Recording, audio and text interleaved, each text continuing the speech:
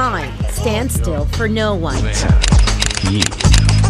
no sunshine. Ain't no sunshine. But throughout the years, some things never change. Bang, bang, pow, pow, I do my bang, bang, look at me now. All the gang members basically are thinking about the same thing. They think about making money, they think about the violence that goes along with the gangs, and they think about the girls, the women that they can get out here. Just like 20 years ago, today the life of a gang member is all about status, getting it and keeping it, no matter what it takes. These gang members make a lot of money. They make a lot of money selling dope, not necessarily shooting and everything, but the money that they get from, selling these drugs out here, it's unbelievable. No one knows these gangs better than SAPD Detective John. It is remote, it is rugged, it is busy. Between Eagle Pass and Laredo sits a stretch of land where there are few roads, fewer homes, and almost zero communication. But from a Border Patrol helicopter, we did find more than 30 undocumented immigrants making a run for it. Right in between us, head towards the helicopter where I'm at here. We get a lot of traffic that is trying to avoid Laredo, and they cross this area. A little more to your left. By foot, by horse, by canine, by air, they are all rounded up. So how do you coordinate this kind of effort to secure this kind of hotspot? Well, by creating a high-tech hotspot of your own. This is new wave technology that we're having here in a rural area, which is great. Welcome to Camp Faith. I'm standing along I-35 south of Rittiman. This is one of the stretches where all of the street lights are out. It's so dark you can't see the overhead sign unless I shine a light on it. One of our viewers who drives through here every morning wanted us to investigate why the lights are out. You'll see a whole row, maybe about a mile or more, of lights that are out. Silvano Sanchez drives I-35 north every morning between San Antonio and Schertz, and he says it's become a more treacherous route in recent months because it's gotten so dark. Long sections of roadway have no working streetlights. Other areas have very low light because of burned out bulbs that haven't been replaced. You can be a cook all your life and you can never do your own thing. So we wanted to show people in town things they've never seen before.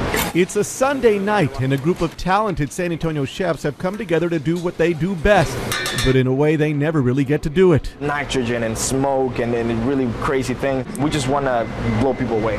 I wanted to go home saying what just happened. They call themselves the Texas Cooks Co-op, and they log plenty of hours in other kitchens. We have Rico Caters, he has a catering company.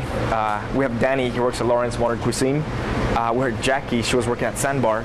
We have Lou, he's sous chef at Bell on the Riverwalk. We have Ed, he's staff sergeant in the U.S. Army, he's in the culinary team. So we have some awesome people here. Now, once a month, they use that experience to put together a dinner they consider an experience for the guests, a chance to show off lessons learned at some of the best restaurants in the country. They broke up 3 years ago, but according to police, their violent relationship is still going strong. That's why they're now looking for Juanita Calvillo. In a county of nearly 2 million people, somehow Juanita Calvillo and her ex-boyfriend seem to keep running into each other.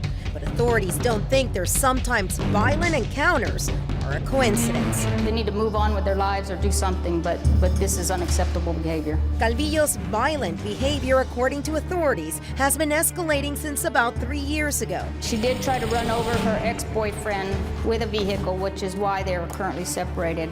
Then earlier this summer, Calvillo allegedly took the lovers' quarrel to a new level. After spotting her ex-boyfriend on the 900 block of Trinity, Calvillo started screaming obscenities as he walked out of a convenience store.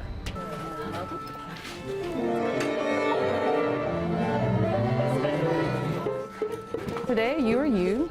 That is truer than true. There's no one alive who is youer than you. Dina Johnson is the much-loved and admired director of the John Jay Orchestra. And go and here I try to tell them, don't be afraid of standing out. Don't be afraid of playing a wrong note. Just play. She explains music is something where they can express themselves and is a great outlet for dealing with pressures and other things going on in their lives. Like any campus we have, like any school and anywhere, in the country. We have kids with divorced parents, and we have kids with single parents. We have kids whose parent has passed away. James Hall says in this class he's learning to be a leader and help people. People have helped me through my hard times, so I try and reciprocate that. His grandmother, Mary Ellen Hall, volunteers for the orchestra and writes grants to raise more money. But she's going through treatments for breast cancer and hasn't been able to help out as much as she'd like. She loves coming here and helping people, helping Miss Johnson. She's in love with Miss Johnson, as we all are. Most of the students can't afford lessons or instruments, so extra fundraising is essential. Some of the kids, they come in at lunchtime to practice because that's the only time they can practice. Students look forward to coming to orchestra class. Not only does it help them do well in other classes like math, they say it makes them happy. Something that you put your own effort into, and a collaboration with other people's effort to make something that's beautiful. And helps them work out everyday frustrations. When I'm having problems at home or with my friends, I'll just go and play my instrument to forget about my troubles. Whether they're having good days or bad, orchestra takes them to another place with people they consider family. And when it's time for them to graduate, Miss Johnson hopes she's helped them become the best they can be. The thing that you probably least like about yourself is actually the very thing that makes you so special. Just go forth in the world and make it a better place. One of my goals before they graduate is that they just like themselves.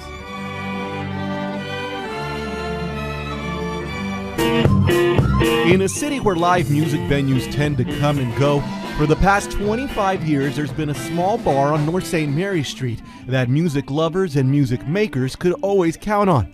Salute. There's some people that their living rooms are much larger than this space. And for those 25 years, Asnith Dominguez oversees it all. Owner, bartender, art curator, talent finder. Asnith filled this small bar with the sights and sounds she loved, and that love spread. The music, the people, the arte, the poets, they're the ones that are all the heartbeat to this place. See, I have nothing to do with it. I pay the bills, that's it. They are the ones that make the difference. I was coming here to see San Antonio's best blues acts, R&B acts, soul acts, conjunto, of course. When I was just of age, 21 maybe, A lot of times bands I'd never heard of, but soon learned to really like because they were such good musicians.